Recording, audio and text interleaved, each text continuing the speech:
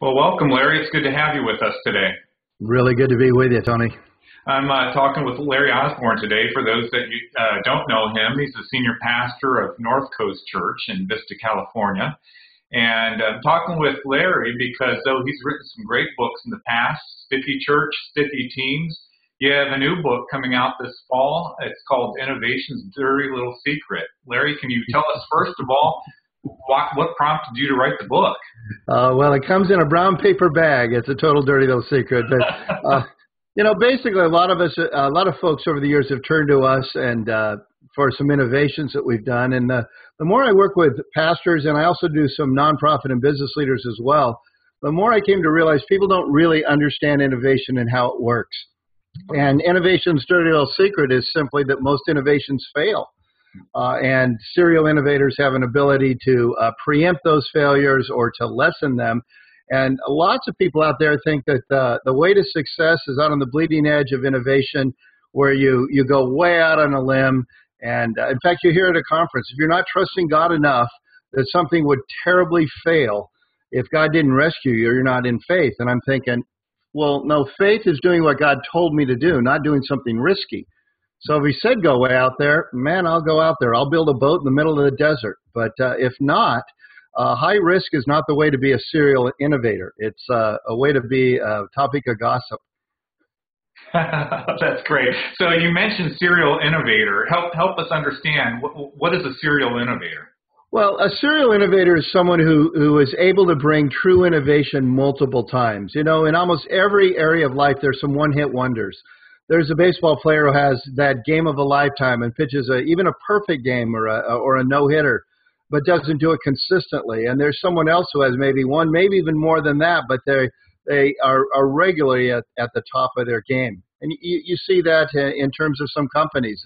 They might have their pet rock that just picks up the marketplace, their cabbage doll or their whatever it is, but it's a one-hit wonder, kind of like the bands that play at the casinos.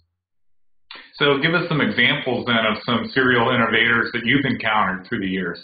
Well, I think in the business world, obviously Steve Jobs was an incredible serial innovator, and like or not like a lot of what Microsoft, Oracle, the Amazon.com, Jeff Bezos now, there's a lot of people who, again, they do it more than one time.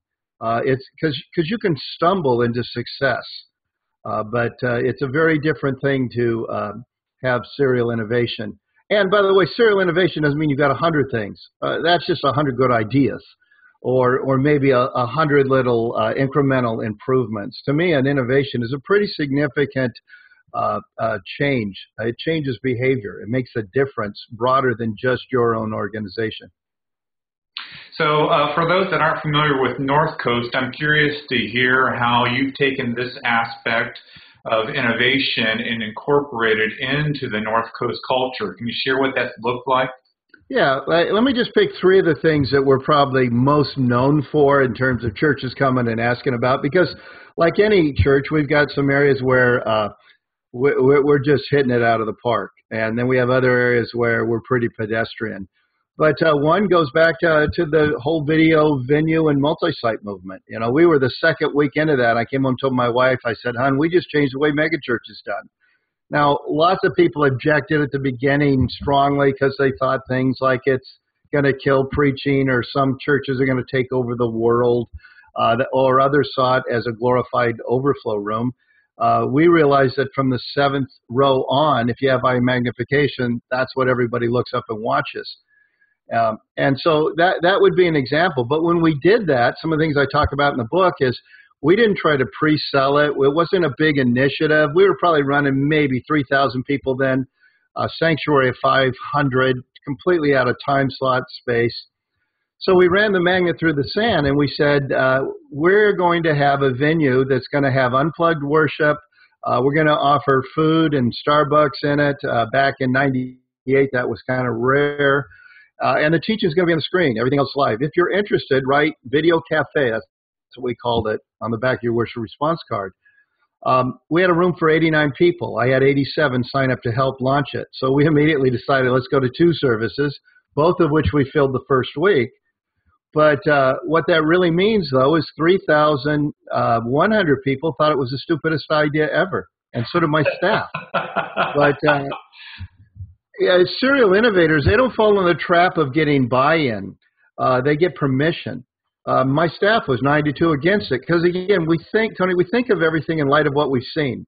So if you hadn't seen one, in fact, all the early critiques were about overflow rooms, celebrity pastors, and, all kinds of stuff that, like, what? It's the same as a microwave oven. I read about it once. Why would I want that? Well, once I saw one, that's why I want that. And a lot of things are that way in life. And to me, that's what a serial innovator does, is they figured out how to do that. At North Coast, it would be that. When we moved over to sermon-based small groups, which lots and lots of churches have been doing, and even now, with the sense of truly shared leadership, not co-pastorate, but a significant thing that's not succession, that Chris Brown and I are doing. He spoke at Willow last week about that, and for about 4 years, we've had churches left and right coming because they're realizing they've got succession issues because they never had shared leadership. Those would be three, none of which we oversold, all of which we tried, and a host of things that just fell on their face. But those flew. So, Larry, I'm curious, as the church has grown and matured through the years, does innovation get easier or harder? I think it actually gets easier. Significant organizational change is what most people think of, and that gets harder. In fact, third year you've done something. It's the way we've always done it. And so most of the literature, and it's accurate under that scenario that says change gets harder, is accurate if you're talking about system-wide change. But the key to serial innovation is not system-wide change. It's lots of experimentation. It's lots of trial. It's the language of experimentation, the language of trial. And when you pull that off, actually you get a corporate culture that says, oh, yeah, we try lots of things. When a corporate culture says we change a lot, then you get a lot of ADD people. Yeah, and I've been around a few of those. Yeah. Let me ask you this. You've probably seen this as well, Larry. There are a lot of churches out there find themselves stuck. They find it difficult to implement change. They've been in a pattern for years, decades, and it's difficult for them to break out of that. What are some first steps that you could encourage churches, pastors to consider if they're looking to make healthy change? Yeah, well, one of the major emphasis of Innovation's Little Secret, because, I can tell you the secret in the first chapter, is all of these kind of processes. And a major part of it is too many organizations, once again, get away, pray, get buy-in of a leadership team, and then try to have organization-wide innovation. It doesn't work. So I'm always telling people, innovate at the fringes. Just count the yes votes. It's kind of a skunk works thing. And when you find something that works, then bring it in still without much fanfare. I tell the story of even when we moved into, after 20 years of being in warehouses and having grown to a little over 6,000 with a sanctuary of 500, you can imagine what a zoo that was, in a bad part of town, no less. We suddenly had 40 acres and a campus, and we had no grand opening. And everybody thought we were crazy. And I said, why do I want to bring 2,000 people in? That's that initiative mindset.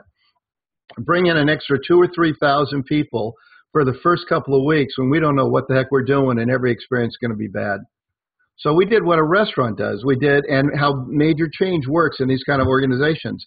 We had a soft opening where we just, hey, actually don't bring your friends for a couple of weeks unless they beg you.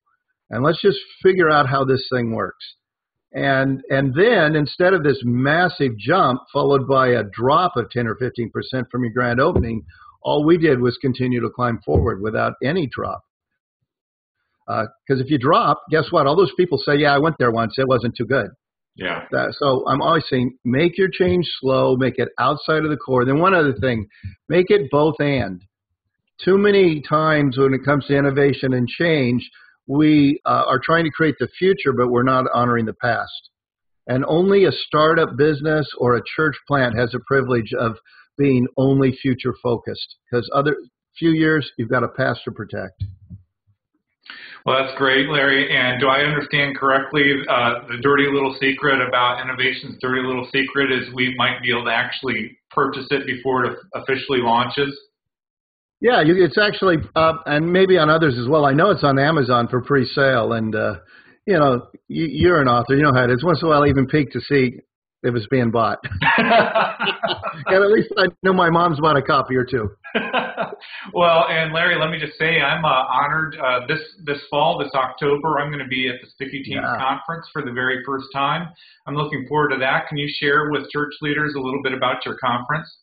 Well, it's kind of a fun conference. We've decided not to try to duplicate some of the great, really big, massive ones that are out there. So we cap it off at 800 people, and we punish you if you don't bring a team. There's a special price that's 2 for free.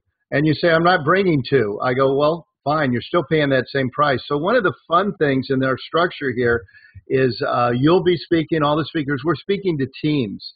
Minimum of 3, some bring in, 8, 12, 16. And that changes, as you well know, everything about the backside of the conference. The other thing we do, we call it a no green room conference. The speakers are available. We literally don't have a green room at our church or set one up for the conference.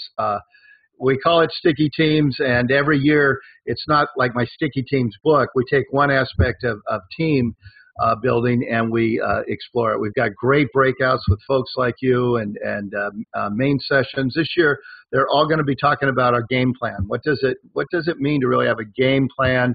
Does yours make sense? Does it fit who you are? Does it really tie to your mission or just your successes? And a bunch of things like that. We're looking forward to it. Well, very good. Larry, thanks again for joining us today, and I'll look forward to being with you in October. Okay, Tony. Thanks a lot. Really appreciate it.